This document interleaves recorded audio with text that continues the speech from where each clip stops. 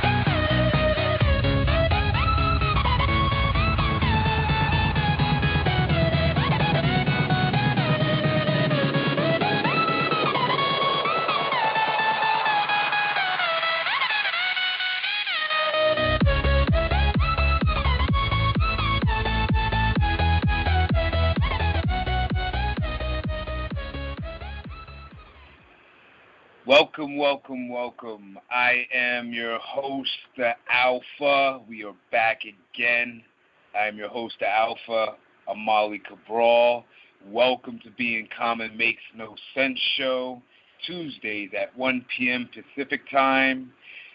Dial-in number is 515-604-9537. Again, the dial-in number is 515-604-9537.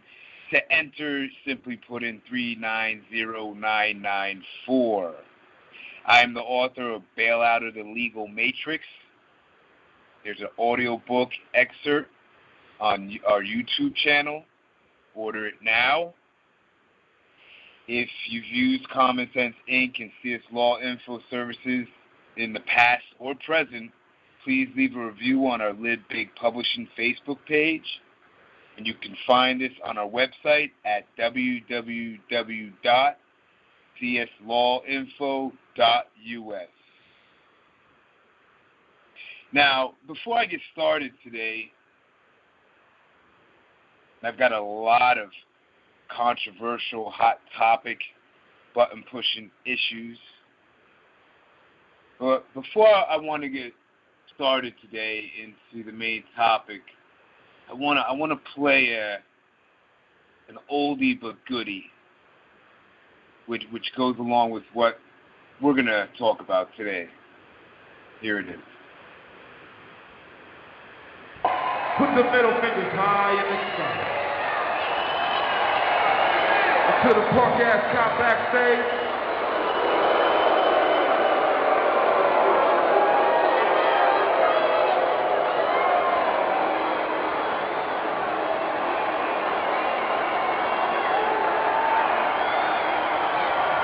Yo, Drake.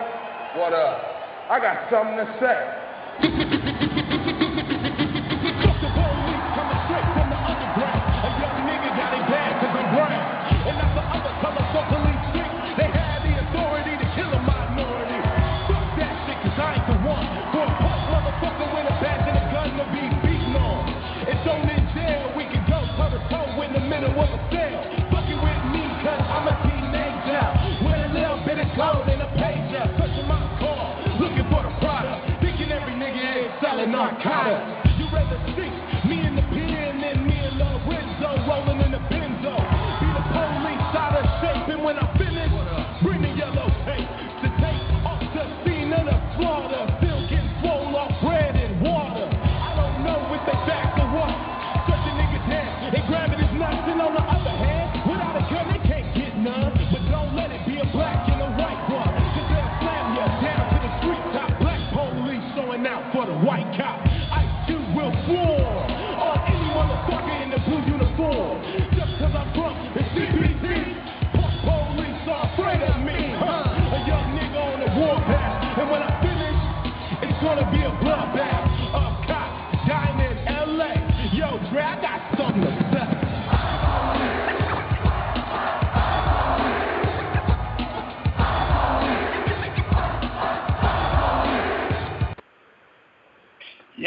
So before we get into that topic today, I want to address Mr. Ali Bey. Again, our number is 515-604-9537. If you wish to talk to me, just simply put in 390-994. Yeah, our previous podcast, which you can find archived on our YouTube channel, Common Sense Inc., I addressed, I believe I addressed 9 trolls, 9 of the main trolls that come weekly to our YouTube channel and leave numerous comments about how people need to have a license to drive, how people need to respect the criminals that we know as government, how the laws do exist.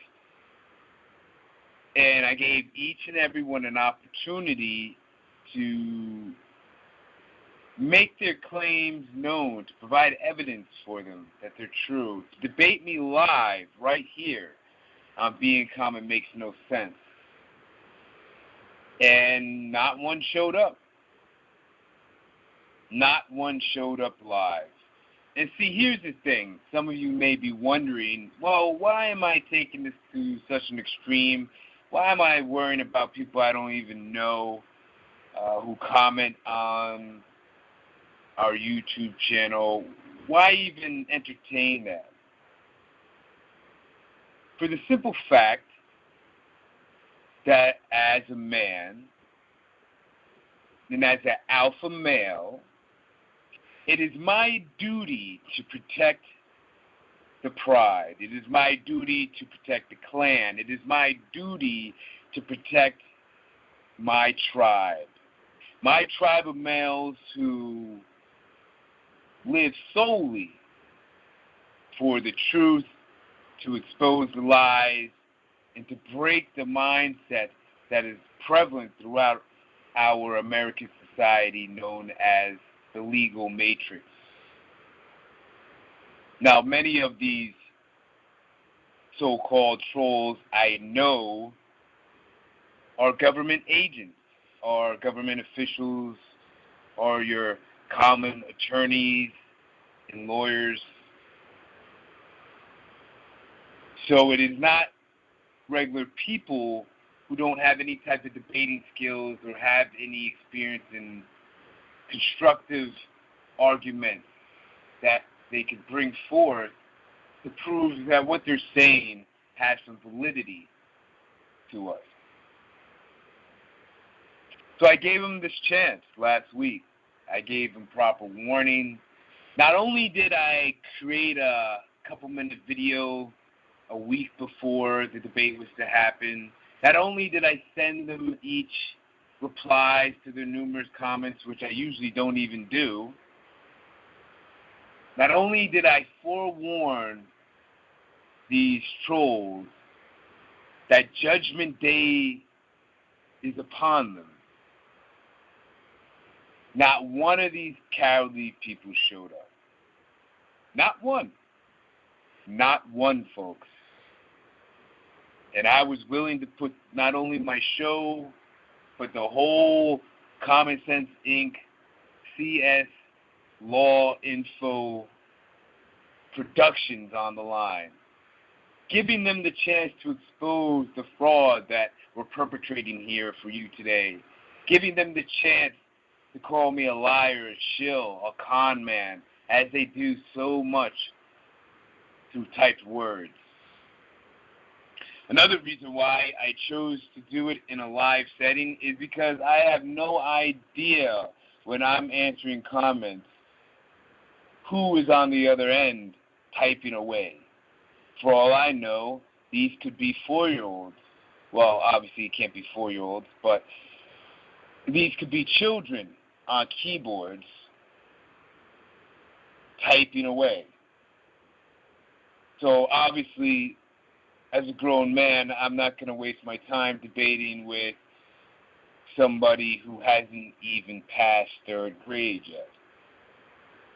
But by reading these comments, I could tell they're not children.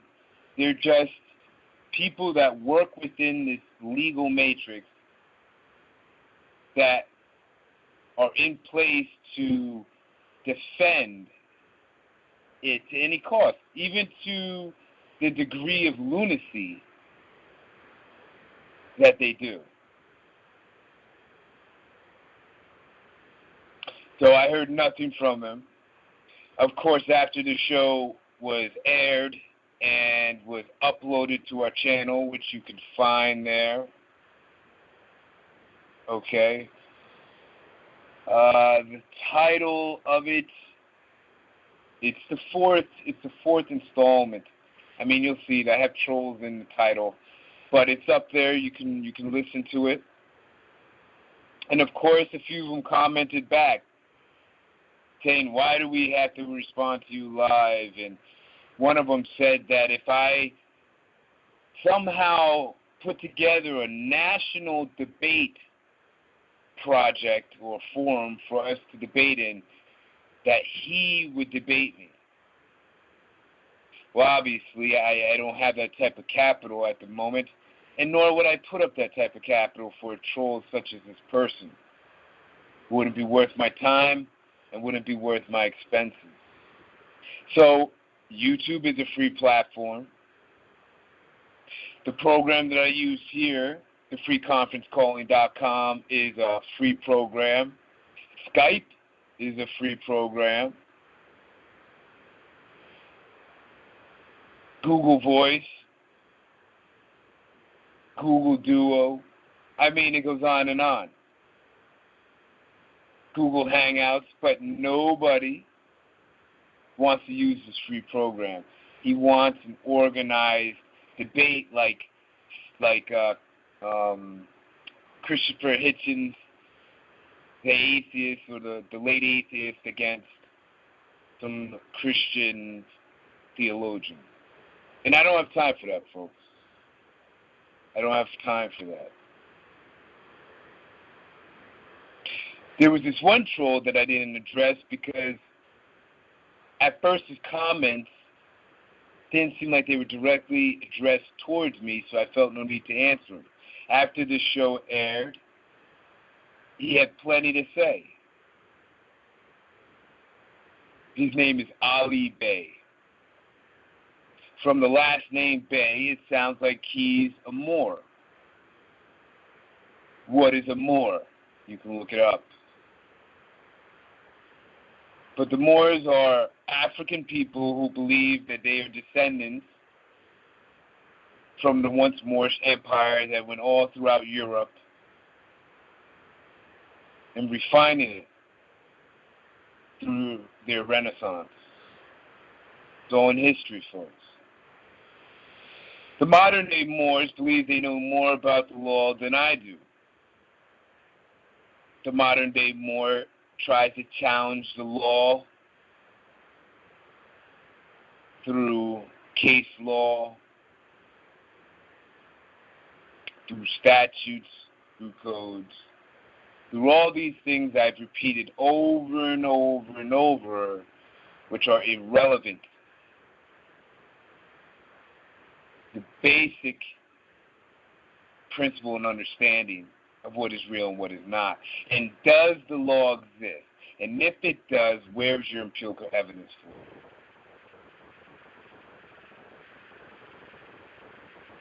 So Mr. Ali Bey said I had no legal standing, which I never ever talk from a legal standpoint. Why? Because I don't see any relevance to debate what is legal and what is not, when the whole premise is a sham from the beginning, where if you can't show any evidence that the law exists or not, then why should I get into a pissing contest with you about something that isn't real in the first place? Remember, I am a truth seeker. What is a truth seeker? One who seeks the truth. How do you seek the truth? By getting to the origin of everything, folks. I've stated numerous times on this podcast, when I'm giving out definitions, I don't simply go to the Merriam-Webster's dictionary and flip through it and give you a definition, which I could and which I sometimes do. But if I really want to get to the truth or origin of something, I got to go right to the etymology of that word or that language or whatever situation it may be. So, I reached out to Mr. Ali Bey. I again, after I had already challenged these other 9 trolls, I went at him and I said, we can debate it live like men do. Men do not hide behind their computer screens and type away chapters and books.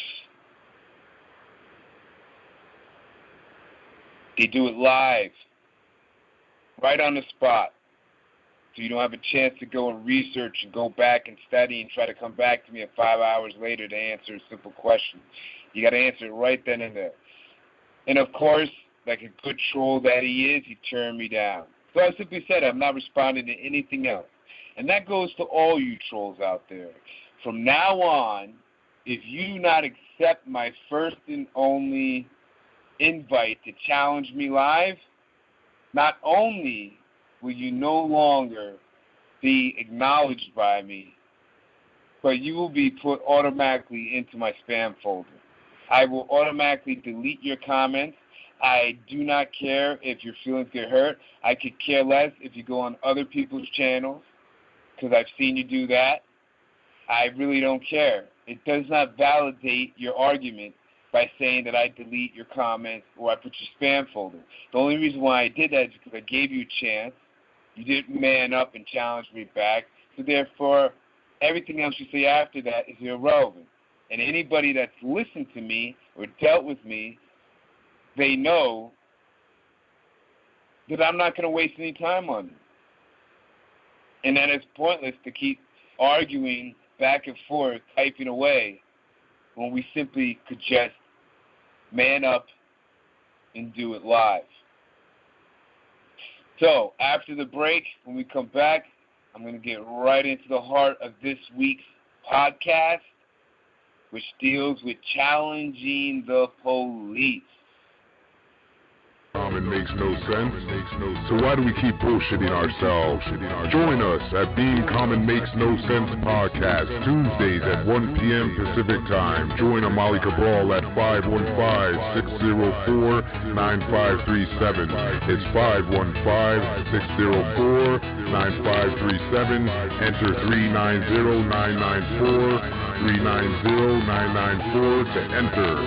Visit us at www.cslawinfo.us. Call in now.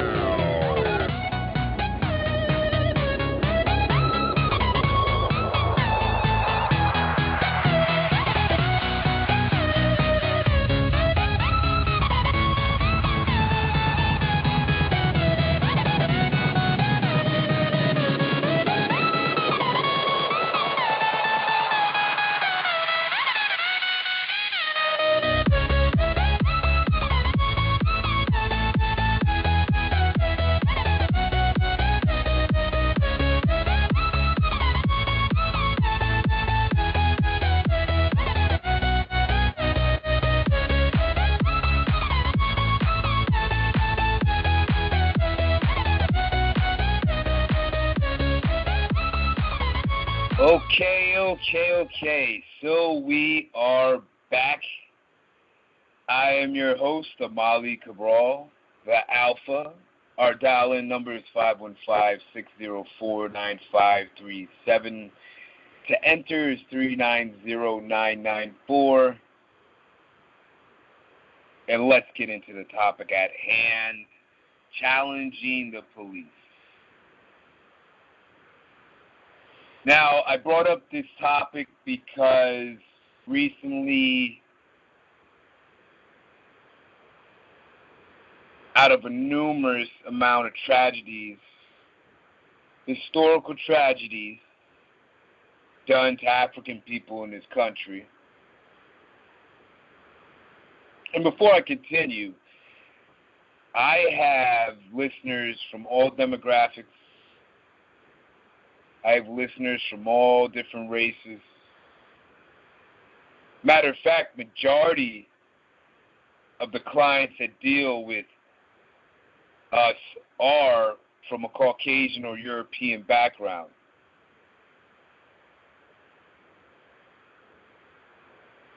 But like I said earlier, I am a truth seeker. I speak only from the truth. So a lot of the stuff that I speak about is going to hurt people's feelings. It does hurt people's feelings. But you know what? I could sit here and lie to you all day like our government does, but I choose not to do that. I refuse to do that. So when it comes to dealing with the police in America, I don't know about any other countries. I don't care about any other countries at this moment.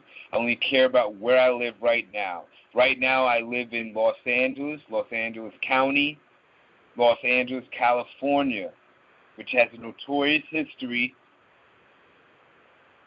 with its citizens of corruption and abuse.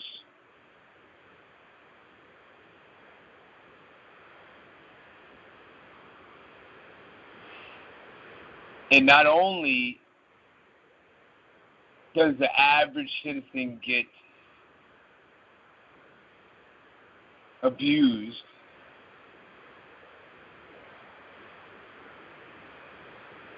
but it's mainly the Africans that reside here. Now, why is that? Well, if we go back to the 1800s, prior to the development of one of the first police forcing units, which started in New York City, a great movie to watch about this is called The Gangs of New York, starring Leonardo DiCaprio. There's a plug for him right there. But the point that I'm making is that the police came about because Negroes became free and they needed a way to still make money off of them and to keep tabs on them. Because you have to realize, folks, that if I abuse and use somebody for hundreds of years, that's going to build a little resentment within that person. It's going to build a little animosity, right? That's going to build hostility. That's going to breed some plans for revenge or vengeance. So if I'm smart, after I quote-unquote free somebody or allow them to have a mind of their own again, to a certain degree, I can't really do that from a strategic point of view, because if I do, what if this person does to me what I did to them? And I can't have that happen, because the crap that I put these people through, I'd be better off dead, literally. So when it comes to community relations between police and the African community within America, it's a hostile one. It is an untrusting one. It is an uncompassionate one. It is not one that you see in the suburban mindset or in the white world of the Norman Rockwell paintings, where the cat is caught in the tree and the friendly officer is helping the little white girl get the cat out of the tree. That is not what the average African child is seeing. What the average African child is seeing throughout America from the police is an older African male getting his ass handed to him, which means getting beaten, getting arrested, getting shot, in fear of his life, running away from the police, all this negative stuff. They're not seeing the average policeman or woman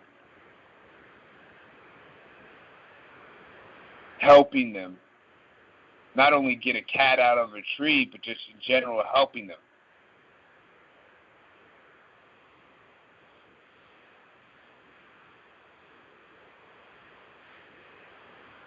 There is this, now, like I spoke about with these old slave catcher patrols,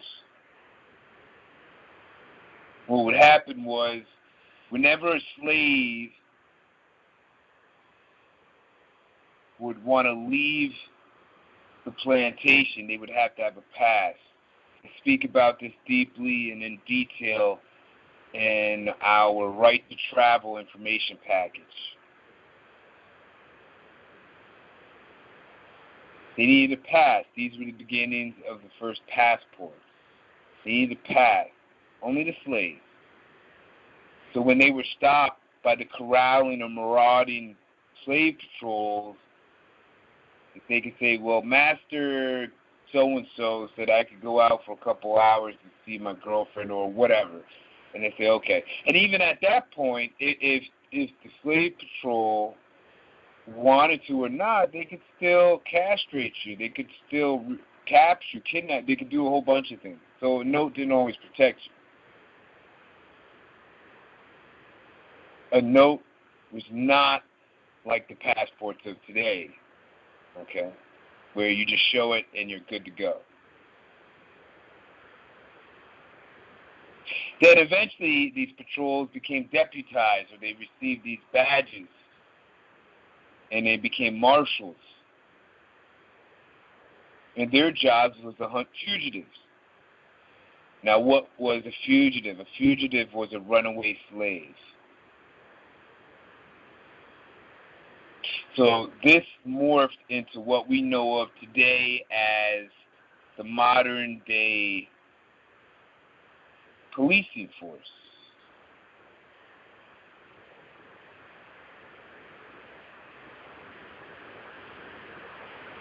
Now, my topic is challenging the police because after years, decades, centuries of this mind washing, it breeds a certain fear within us that automatically, since birth, we are raised to not even challenge the present broken system that we're all living in right now. That elects, that selects, that handpicks people to enforce this broken, corrupt system over us.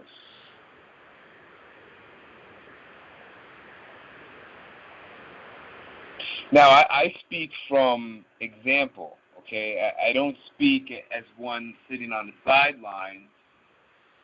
And I was even thinking about recently going out, when I go out, because this happens basically daily.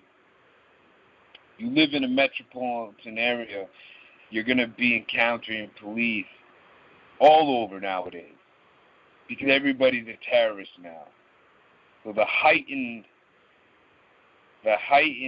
security efforts that's done with the states now on its citizens is right in your face. Police state,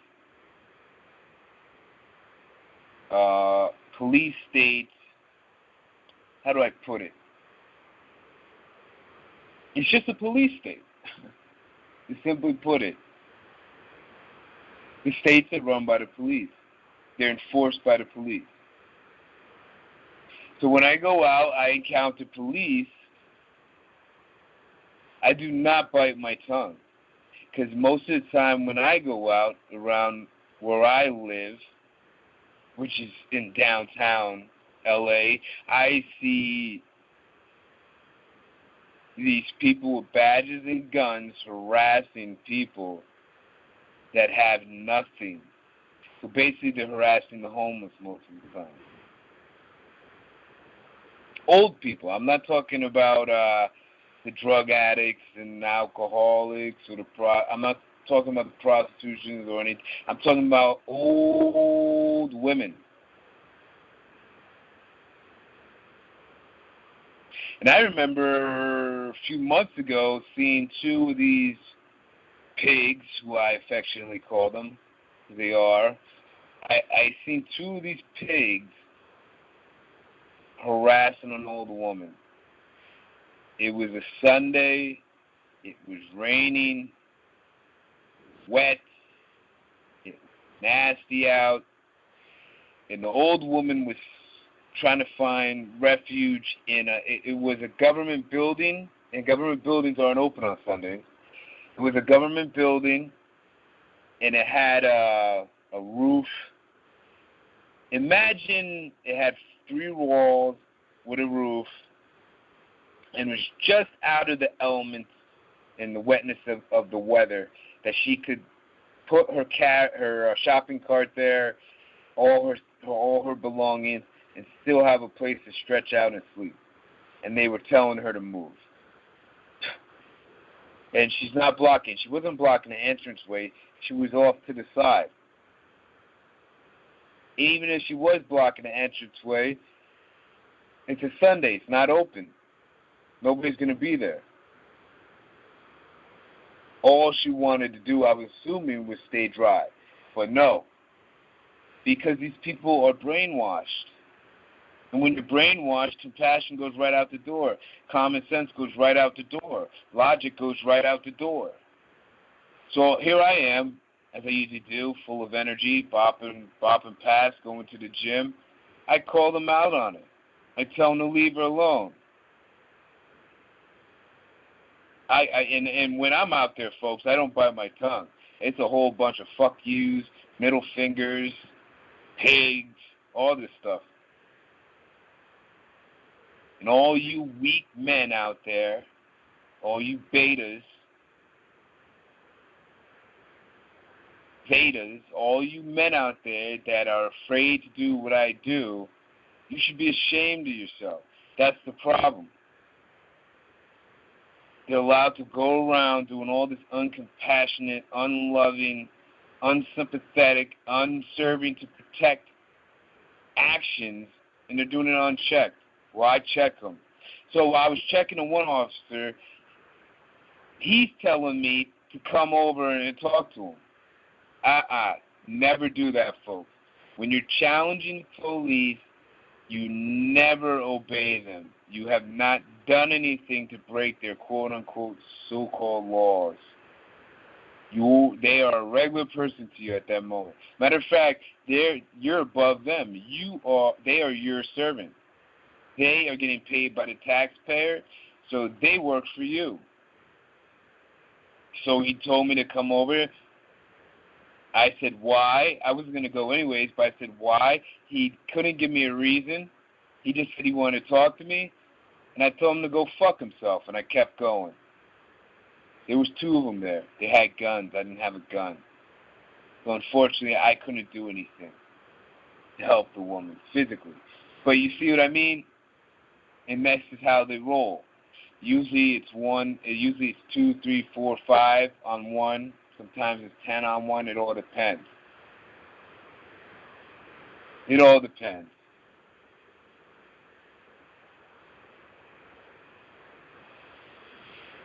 But do not think for a second that these people are put in place to assist you and I.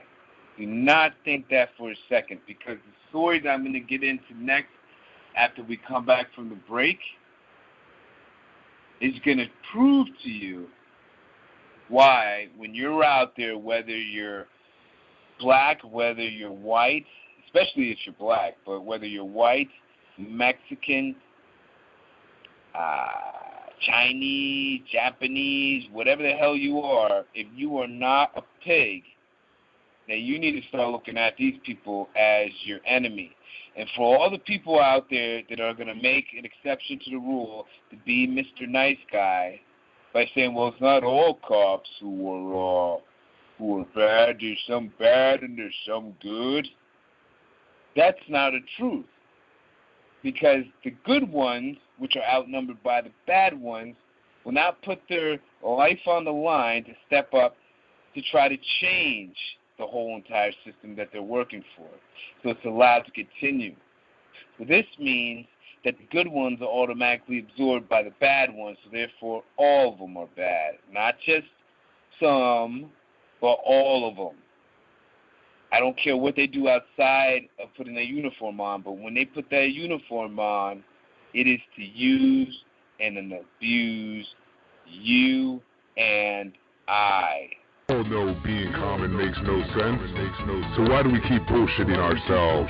Join us at Being Common Makes No Sense podcast, Tuesdays at 1 p.m. Pacific time. Join Amali Cabral at 515-604-9537. It's 515-604-9537. Enter 390-994. 390-994 to enter. Visit us at www.cslawinfo.us. Call in now.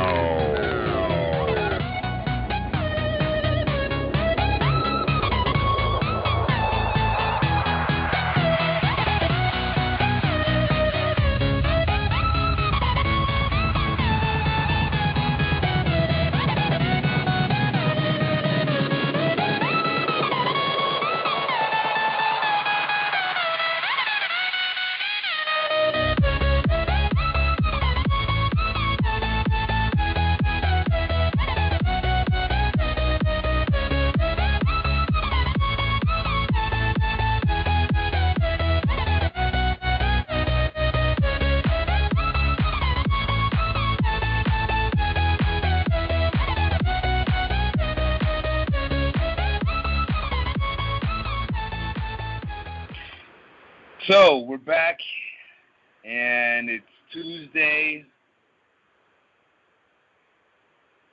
It is Tuesday the 27th, 2017. Please visit our show at 1 p.m. every Tuesday. We're talking about today about challenging the cops or police. And I'm going to get into a tragic story, which most of us know about. It's about the Philando Castile case.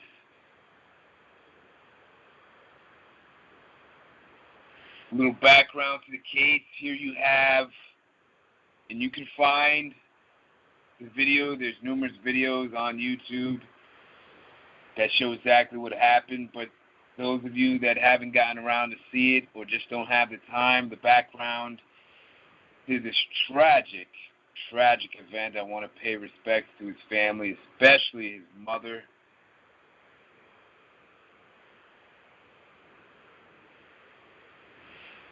Here you have a young couple in Minnesota with their daughter, 4-year-old daughter in the background. I believe she was 4. The back seat. He pulled over. Philando isn't even driving, he's a passenger. Officer comes over to his side of the car, asks him to identify himself, even though he's the passenger. Philando tells him he's a registered gun owner and has a firearm on him, even though he didn't have to notify the officer at all by Minnesota law.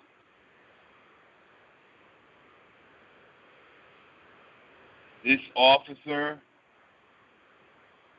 be specific, the St. Anthony police officer, Geronimo Yanez.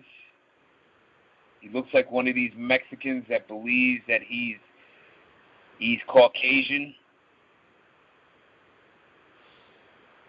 which mostly happens a lot.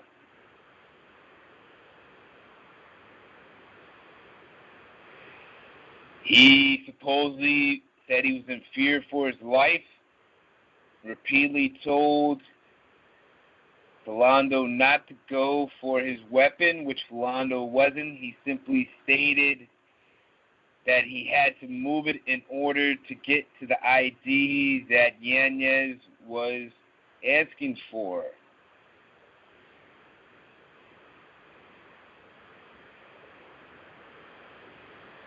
Yanez then decided to shoot him 7 times, killing him right in front of his daughter, right in front of his young lady. So you can see this on YouTube. There's numerous articles. I'm actually going to get into the article right now. Yet I want to pay respects to the family. This is not new, folks. This is what happens here in America. It happens so much that it's almost been normalized by the African community.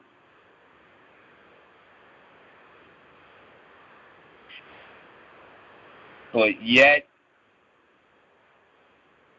the criminals that get away with these acts still want you to obey them and to respect their fictitious laws. So I'm reading from the Atlanta Black Star paper by the Associated Press, June 16, 2017. It says, Minnesota officer acquitted in the shooting death of Philando Castile. A Minnesota police officer was acquitted of manslaughter Friday in the fatal shooting of a black motorist who had informed the officer seconds earlier that he was carrying a gun. Geronimo Yanez was also cleared of 2 lesser charges in the July traffic stop in a St. Paul suburb. Real quick, folks, if anybody seen the movie Get Out, a lot of truth there. In the movie Get Out, it shows a scene of a young black man walking through a suburb, which we all know suburbs are mainly of Caucasian descent, and he gets kidnapped. And then later on we find out that he's also been hypnotized. But yeah, when you hear a black man in a suburb, most of the time you know the outcome is not going to be good. Now, am I telling African men to stay out of the suburbs? Absolutely not. You walk with your head high in the suburbs. But just remember, if you're attacked, be ready to attack back. Just don't accept your fate, like most African men do. Yanez testified that Philando Castile was pulling his gun out of his pocket despite his commands not to do so. The defense also argued Castile was high on marijuana and said that affected his actions. Castile had a permit for the weapon. Prosecutors questioned whether Yanez ever saw the gun. They argued that the officer overreacted and that Castile was not a threat. The case garnered immediate attention because Castile's girlfriend, Diamond Reynolds, streamed the aftermath live on Facebook. Yanez, who is Latino, was charged with second-degree manslaughter, punishable up to 10 years in prison, though sentencing guidelines suggested around 4 years is more likely. He also faced 2 lesser counts of endangering Reynolds and her daughter for firing his gun into the car near them. The jury got the case Monday after just 5 days of testimony, evidence, and arguments. The 12-member jury included 2 blacks. The rest were white. None was Latino. Which really doesn't matter because Latino, first of all, doesn't have any significance or real definition. Latino could be Mexican, Puerto Rican, Dominican. It really doesn't mean anything, and this is a whole other topic for another time. So even if there were Latinos, it would be just more white people on the jury. Because you got to remember, folks, we're living in a society that programs people to hate everything that is African. And whether they want to admit it to themselves or not, this is the truth. For those that don't see color, I say, how's that possible? Are you colorblind? Are you like a dog? And for those that want to deny what I'm saying right now, go down to your local grocery store and walk through the international aisle and tell me how many African food products you see on the shelves. And I'm not talking Jamaican because that's not African. Jamaica was not started by Africans. Started by the British. Castile's shooting was among a string of killings of blacks by police around the U.S., and the live streaming of its aftermath attracted even more attention. The public outcry included protests in Minnesota that shut down highways and surrounded the governor's mansion. Castile's family claimed he was profiled because of his race, and the shooting renewed concerns about how police officers interact with minorities. I don't really care about other minorities when you're targeting mostly young African men, as usual. I mean, I could see if they were targeting a lot of young Indian men. Yeah, I guess we could say that with minorities, versus minorities, but they mainly target young African men. Minnesota Democratic Governor Mark Dayton also weighed in, saying he did not think the shooting would have happened if Castile had been white. Did you hear that? Even the governor believes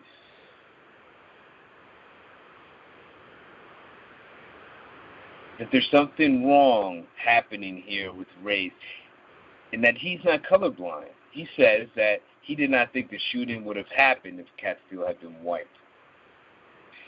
Yanez testified that he stopped Castile in the St. Paul suburb of Falcon Heights because he thought the 32-year-old elementary school cafeteria worker looked like one of two men who had robbed a nearby convenience store a few days earlier. Now, folks, I don't know about you,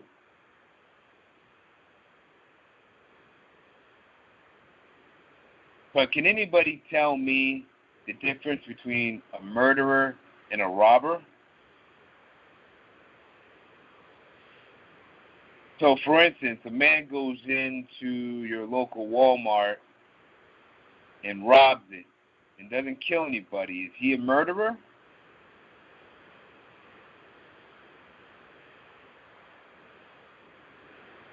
So if you notice, a lot of these actions that are taken by the pigs, or the police, as you call them, their first instinct is death and deadly force.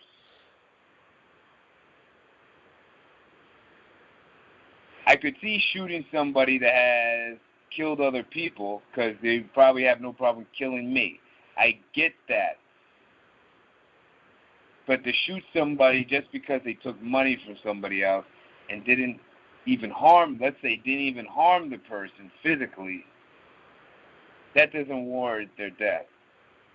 And there's nothing you could propose or try, there's no evidence out there that could prove that just because somebody takes something from somebody else, that warrants their death. And I'm not talking about rape, folks. I'm not talking about something like very serious like that. I'm talking about my example. Listen to me closely. I'm using this as my example. Somebody goes into a store, demands money out of the cash register, gets the money, walks out. That does not warrant their death, in my opinion. Because there's no evidence that this person would have walked into that store and killed the person because he didn't kill them in order to get the money. He just wanted the money, or she just wanted money. But in these pigs' heads, a criminal is a criminal. A citizen is not a cop. Therefore, I have to be on guard 24/7 because I've been conditioned and trained today because of this whole terroristic hype culture that we're in now, that I can't trust a person looking at me, so I've got to kill them before they kill me. That is the mindset of the pig. That is their mindset. And do not believe for a second that a good pig, as you call them, or a good police officer or cop, has a different mindset like that. Because if they did, they wouldn't be a cop in the first place. Moving on. Castile's car had a faulty brake light, giving the 29-year-old officer a legally sufficient pretext for pulling him over. Several experts testified. Squad car video played repeatedly for the jury shows a wide view of the traffic stop and the shooting with the camera pointed towards Castile's car. While it captures what was said between the two men and shows Yanez firing into the vehicle, it does not show what happened inside the car or what Yanez might have seen. So this becomes hearsay. It becomes Yanez's word against Castile's. Well, would have been Castile's word. See what I mean? Or the girlfriend, Reynolds' word. So therefore, it's not evidence. It's not evidence that gave him a right to shoot another man because they don't know what happened inside the car to warrant him shooting him, other than what Yanez has to say, which he was in fear. The video shows the situation escalated quickly with Yanez shooting Castile just seconds after Castile volunteered. Sir, I have to tell you, I do have a firearm on me, which is not required by Minnesota law. 5 of the officers' 7 shots struck Castile. Witnesses testified that the gun was in a pocket of Castile's shorts when paramedics removed him from his vehicle. Prosecutors called several witnesses to try to show that Yanez never saw the gun and acted recklessly and unreasonably. But defense attorneys called their own witnesses to back up Yanez's claim that he saw Castile pulling the gun and that Yanez was right to shoot. After shooting Castile, Yanez is heard on the squad car video telling the supervisor variously that he didn't know where Castile's gun was, saying that he told Castile to get his hand off of it. Yanez testified, "What I meant by that was I didn't know where the gun was up until I saw it in his right thigh area." He said he clearly saw a gun and that Castile ignored his commands to stop pulling it out of his pocket. His voice choked with emotion as he talked of being scared to death and thinking of his wife and baby daughter in the split second before he fired. Really, he was thinking about his wife and baby daughter, but he wasn't thinking about Castile's family, was he? Which, by the way, had a baby daughter, which this man fired right into the car she was sitting in. And I don't know about how many of you have ever been to a firing range, but I have. In an average 9mm, we're not even talking about an AR-15 or an AK-47, these common assault rifles. We're talking about a regular handgun, an automatic gun.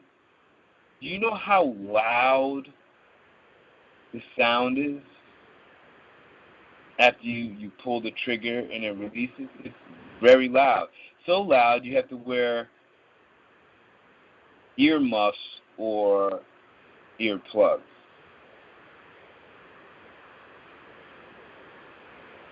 So it must have been terrifying for his family.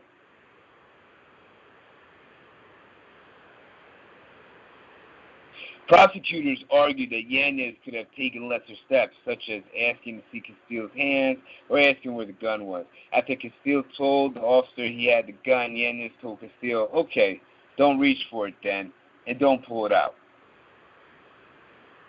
On the squad car video, Castile can be heard saying, "I'm not pulling it out," as Yanez opened fire. Prosecutors said Castile's last words were, "I wasn't reaching for it." Reynolds testified that she began recording the shooting's aftermath because she feared for her life and wanted to make sure the truth was known. Defense attorneys pointed to inconsistencies in several of her statements. Defense attorneys also argued that Castile was high on marijuana and said that affected his behavior. But a prosecution expert testified there's no way to tell when Castile last smoked marijuana, or whether he was high. So we'll dive into this right after we come back from the break. Being common makes no sense, so why do we keep bullshitting ourselves?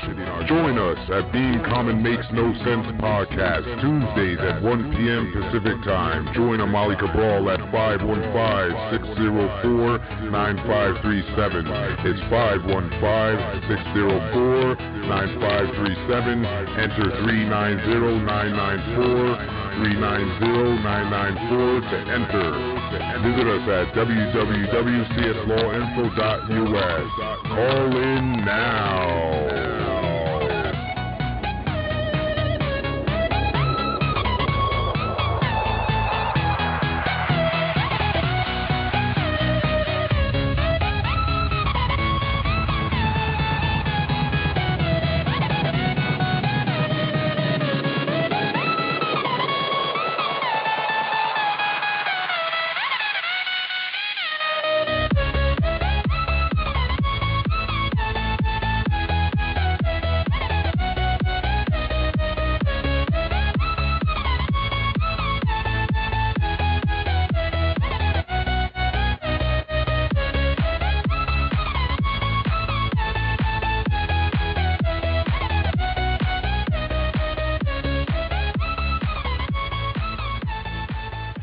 Okay, so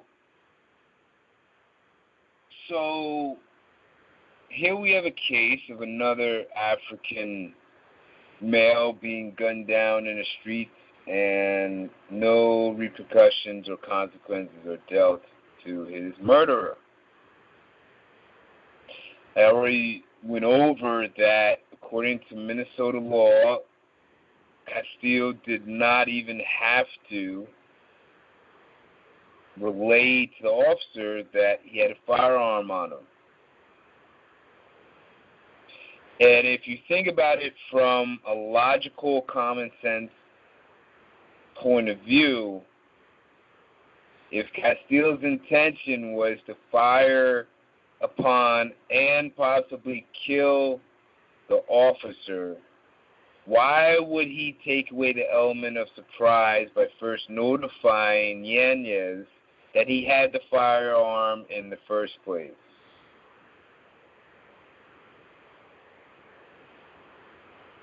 So, you see that I really don't care about any of the other details that happened, other than that it is very tragic.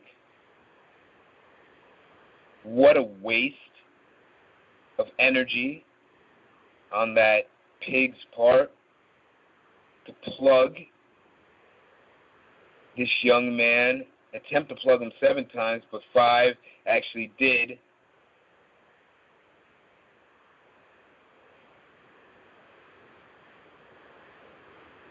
It does not matter if he was smoking marijuana. How many marijuana smokers do you know that go out and shoot pigs, shoot cops? I don't know any.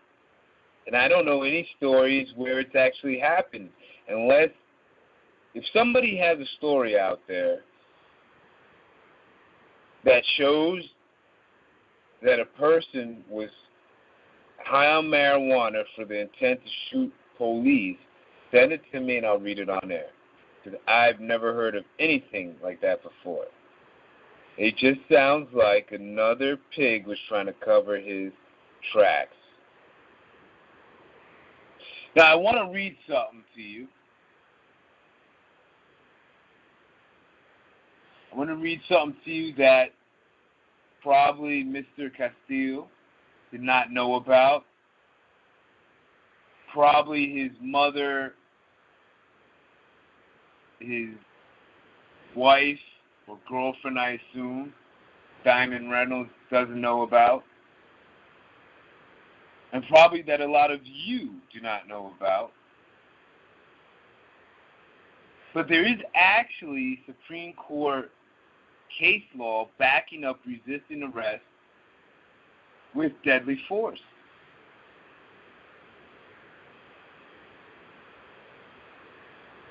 So here you go, folks. Citizens may resist unlawful arrest to the point of taking an arresting officer's life if necessary. I'll read it again. Citizens may resist unlawful arrest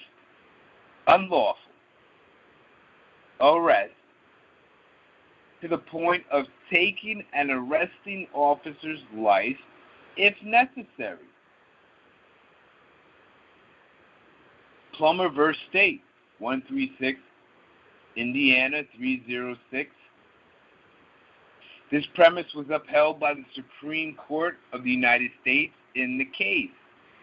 John Bad Elk v. U.S. 177 U.S. 529. The court stated, where the officer is killed in the course of the disorder which naturally accompanies an attempted arrest that is resisted, the law looks with very different eyes upon the transaction when the officer had the right to make the arrest from what it does if the officer had no right. How many times, and this is a side note, this isn't part of what I'm reading, but how many times, even within your own family, has one of your loved ones been arrested unlawfully? And how many times has your loved one resisted them and something terrible has happened? Even death. What if Mr. Castile, at that moment, I mean, when the weapon's drawn on you, it's basically too late. It's virtually too late. There's no way he would have been able to draw his weapon fast enough to shoot the cop, but what if it's a different scenario where the cop's going to arrest him? And it's unlawful. What if he used his weapon that he had a permit for him and shot him? Would he be able to use his case law in his defense? I would say yes. Okay, back to what I was reading. What may be murder in the first case might be nothing more than manslaughter in the other, or the facts might show that no offense had been committed.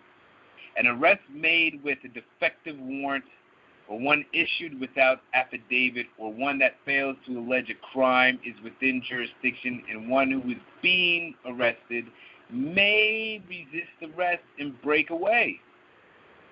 If the arresting officer is killed by one who is resisting, the killing will be no more than an involuntary manslaughter.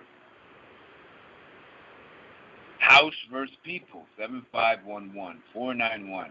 Reaffirmed and quoted in State v. Leach, 7 Connecticut 452, State v. Gleason, 32 Kansas 245, Ballard v. State, 43 Ohio 349, State v. Rousseau, 241, P. 2nd 447, State v. Spalding, 34 Minnesota 3621. When a person being without fault is in a place where he has a right to be, is violently assaulted, he may, without retreating, repel by force, and if in the reasonable exercise of his right of self-defense, his assailant is killed, he is justified. I mean, how many of you know this, folks? Runyon v. State, 5-7, Indiana, 80. Miller v. State, 7-4, Indiana, 1. These, quote, these principles apply as well to an officer attempting to make an arrest, who abuses his authority and transcends the bounds thereof by the use of unnecessary force and violence as they do to a private individual who unlawfully uses such force and violence. End quote. Jones v. State, 26 Texas. Appellate 1. Bayverts v. State, 4 Texas. Appellate 175. Skidmore v. State, 43 Texas, 903. Quote, an illegal arrest is an assault and battery. You hear that, folks? An illegal arrest is an assault and battery. I hope you Africans out there are listening to this. Quote, an illegal arrest is an assault and battery. The person so attempted to be restrained of his liberty has the same thing in use force in defending himself as he would in repelling any other assault and battery, end quote. State v. Robinson, 145 Maine, 7772, Atlanta 260. Quote, each person has the right to resist an unlawful arrest. In such a case, the person attempting the arrest stands in the position of a wrongdoer and may be resisted by the use of force as in self-defense. State v. Mobley, 240. North Carolina, 47683, SE, 2nd, 100. Quote, one may come to the aid of another being unlawfully arrested, just as he may where one is being assaulted, molested, raped, or kidnapped. Thus, it is not an offense to liberate one from the unlawful custody of an officer. So, before I continue, once you go, so now it's saying that if I'm a bystander, I can come to the aid of another being who is being unlawfully arrested. So a great example was, I could come to it if I see a brother that's getting beaten on by cops who has done nothing except just being a brother or being an African, I can come to his aid, and it won't be an offense, and it won't be illegal. It says, thus it is not an offense to liberate one from the unlawful custody of an officer, even though he may have submitted to such custody without resistance. So even if his brother took it upon himself to go into the custody and they start beating on him, after that, all bets are off. How many times do we see YouTube videos of brothers being beaten on and everybody that's videotaping and just standing around saying, oh man, that's fucked up, oh man, and not doing anything? Adams v. State, 121 Georgia, 1648 SE 910. Quote, story affirmed the right of self-defense by persons held illegally. In his own writings, he had admitted that a situation could arise in which the checks and balances principle ceased to work and the various branches of government concurred in a gross usurpation. There would be no usual remedy by changing the law or passing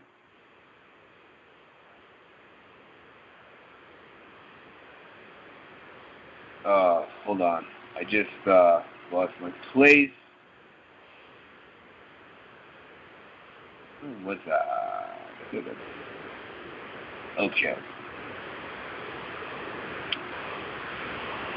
Okay, so quote, story affirmed the right of self-defense by persons held illegally.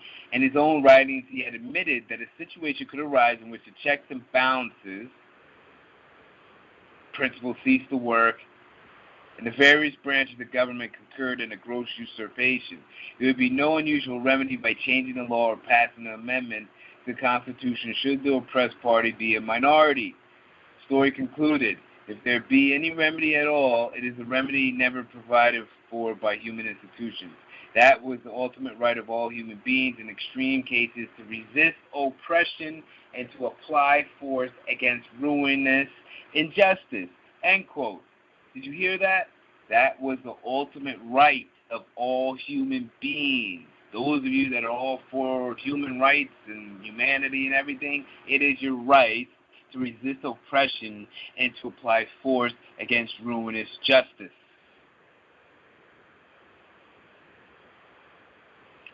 From Mutiny on the Armistead by Howard Jones, Oxford University Press, 1987, an account of the reading of the decision in the case by Justice Joseph Story of the Supreme Court.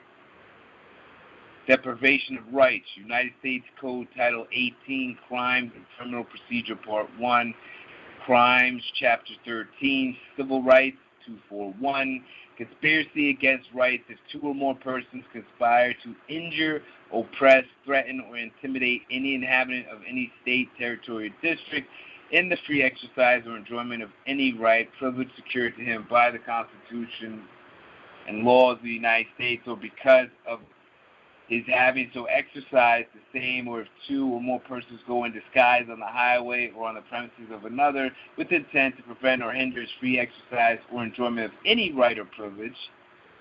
So it's not just rights, it's also your privileges. So secured, they shall be fined not more than $10,000 or imprisoned not more than 10 years, or both. And if death results, they shall be subject to imprisonment for any term of years or for life. Did that happen in this case? I'm really curious if the lawyer or attorney that represented the Castile family knows about this. The deprivation of rights. Deprivation of rights under color of law.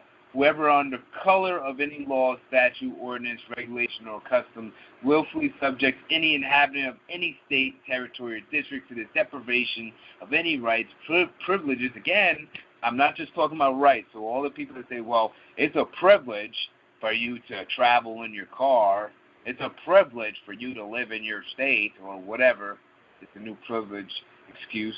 It's saying here the deprivation of any rights, privileges, or immunities secured or protected by the Constitution or laws of the United States, or the different punishments, pains, or penalties on account of such inhabitant being an alien or by reason of his color or race, then are prescribed for the punishment of citizens shall be fined not more than 1,000 or imprisoned not more than 1 year, and if bodily injury results shall be fined under this title or imprisoned not more than 10 years, or both. And if death results, shall be subject to imprisonment for any term of years or for life.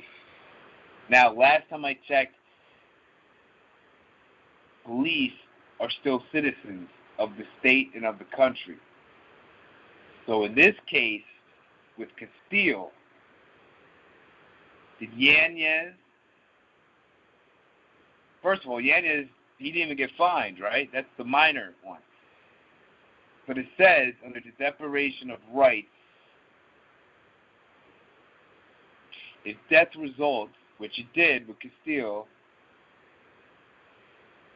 then Yanez is subject to imprisonment for any term of years or for life. Did that happen? Did that happen, folks? Something to think about. Lastly, to go back what I said earlier, about we're running a little over today, which is fine. I just noticed that with the time. But I want to end on this. Stop being afraid of what you don't know will happen to you. Stop being afraid of what you don't know will happen to you. I'm telling you from personal expertise, which means personal experience. I can't tell you how many times, it's going to happen today too, I encounter the pigs, and I stick my middle finger at them. Hell, I even threaten them. I threaten them with the little gun fingers that you can make with your hand. I did that the other day to a detective. He got so infuriated with me. He was in traffic. I was walking across the street. We caught eye to eye. I gave him the fingers, saluting him with the with the middle finger, and I pulled the trigger with my other hand. And he got so infuriated, he started yelling all this belligerent stuff at me. I laughed at him, and I told him to pull over, because if he had been stupid and pulled over, jumped out of his car, ran over to me, and assaulted me, I could then have a lawsuit, because I wasn't breaking any crime by giving him the finger or even threatening him.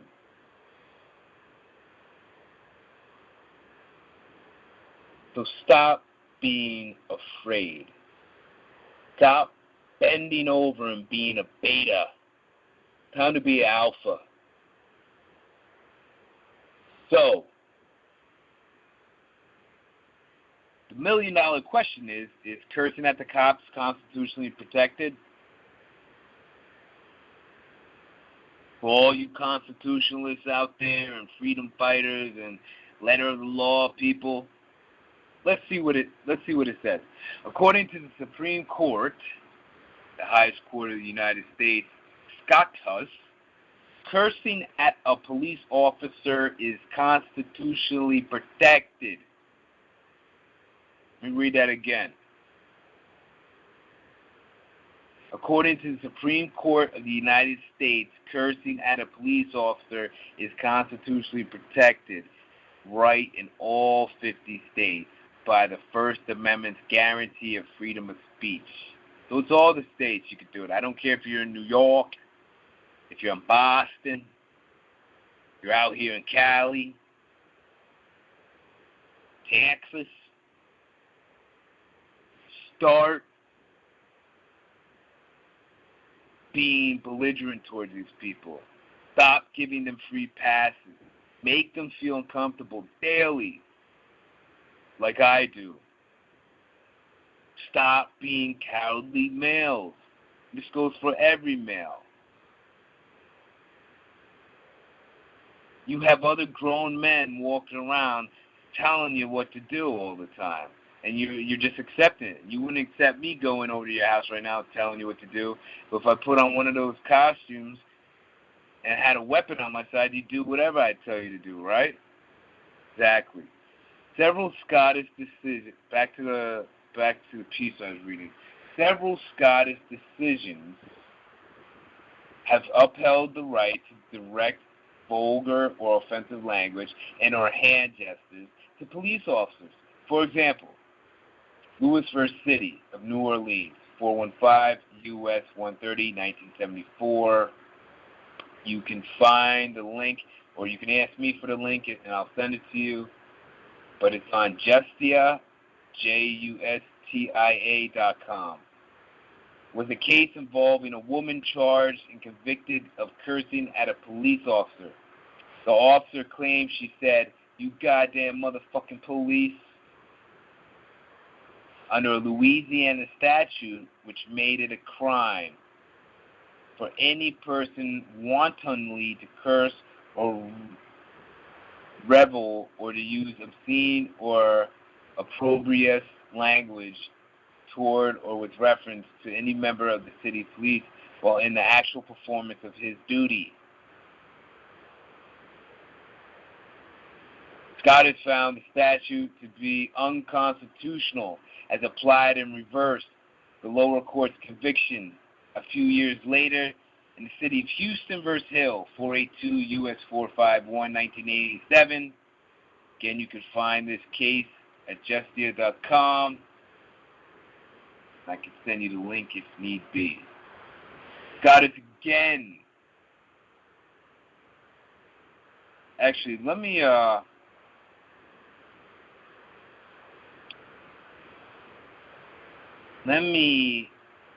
some of you might be thinking, what is he talking about? Scott is, I don't know what that is.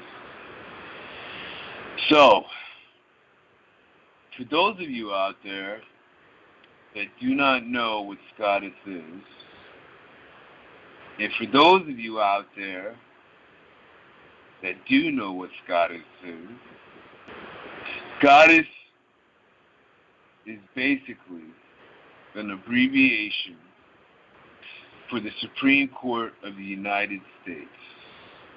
So, the S, Supreme, the C is Court, O of T, the U.S., United States. That's what SCOTUS means. So when I'm saying SCOTUS, it's just an abbreviation for me saying the Supreme Court of the United States. And if you don't know what the Supreme Court of the United States is, I can't help you, especially if you're here in America. Okay, so SCOTUS again upheld the right of the people to direct verbal criticisms at a police officer, holding that the First Amendment protects a significant amount of verbal criticism and challenge directed at police officers, because a properly trained officer may reasonably be expected to exercise a higher degree of restraint than the average citizen, and thus be less likely to respond belligerently to fighting words. Get it? So if I'm a pig and I take on this job that I've been trained for, so now I'm supposedly a professional at what I do, is it really professional for me to do what that detective did that got so highly emotional with me? And if he had jumped out of his car and ran over to me, would that have been a professional? No. So it's expected of them to show restraint. And that's what makes this so much more beautiful, because they have more to lose than you. Now, some of the fearful cowards out there will say, well, where they pull out the gun and shoot you, whatever. Well, I just read an article that proves it doesn't take much for them to shoot you. Matter of fact, the only thing that's stopping an officer from shooting you is the lack of fear, because they're justified in shooting you in their minds if they're fearful of you. You understand? So now we're talking about there's no specific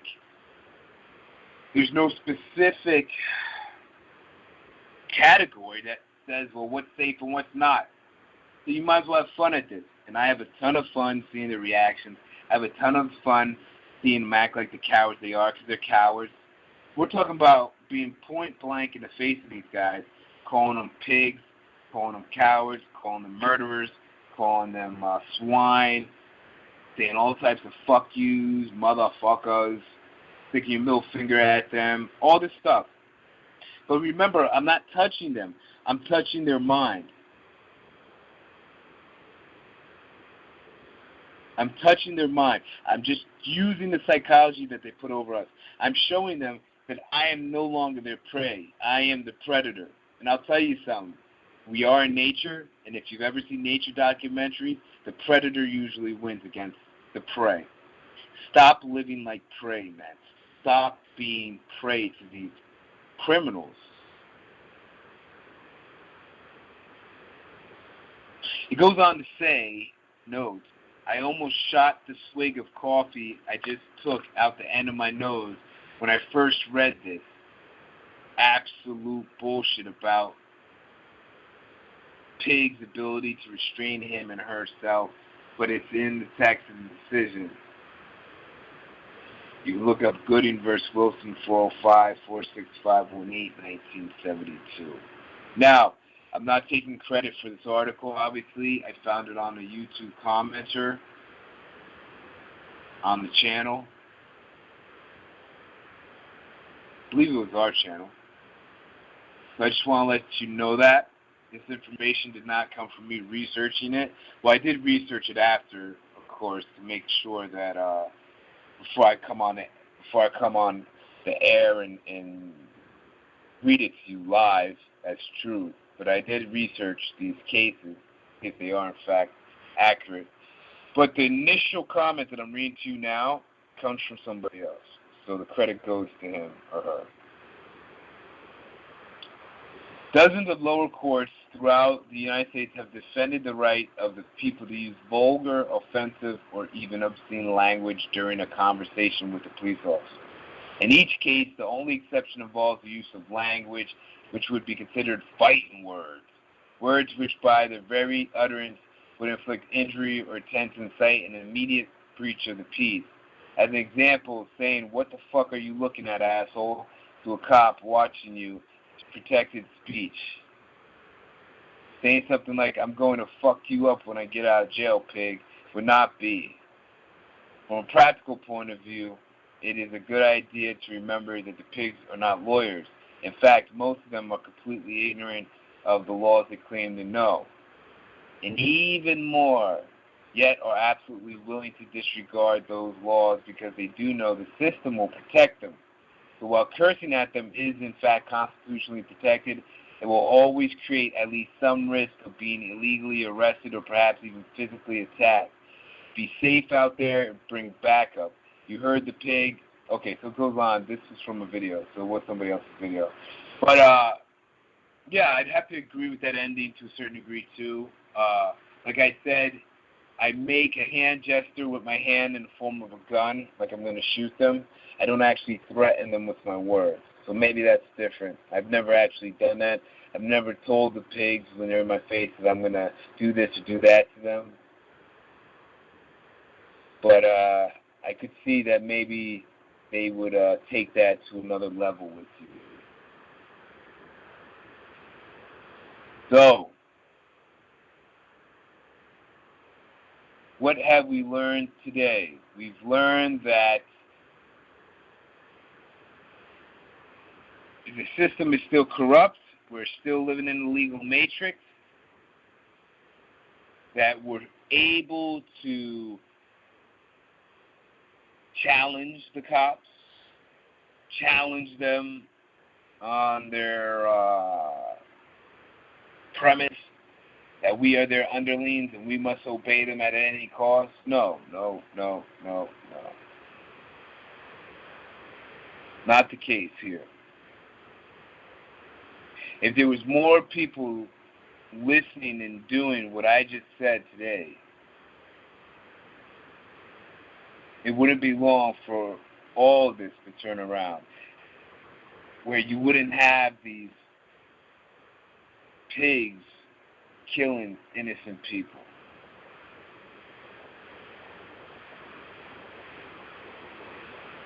That the people that are being shot dead would have a chance to defend themselves in a court of law and challenge the courts to show them empirical evidence that they have the authority outside of killing them or the threat of duress in doing so, that they have the authority to dictate what happens in the individual's life.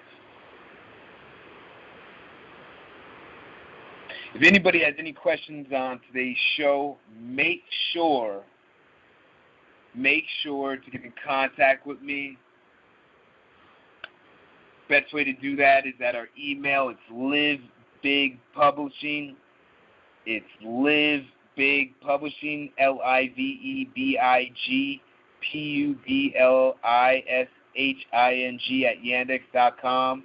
You can also call us at 626-344-2182. It's 626-344-2182. And I'd be more than happy to answer your questions or any other requests you may have.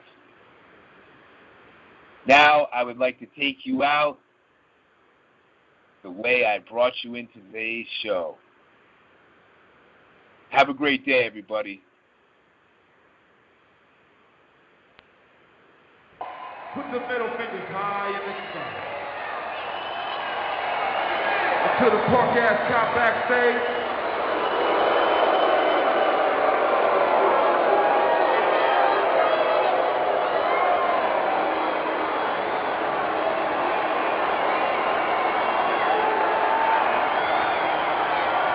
Yo, Drake. What up? I got something to say.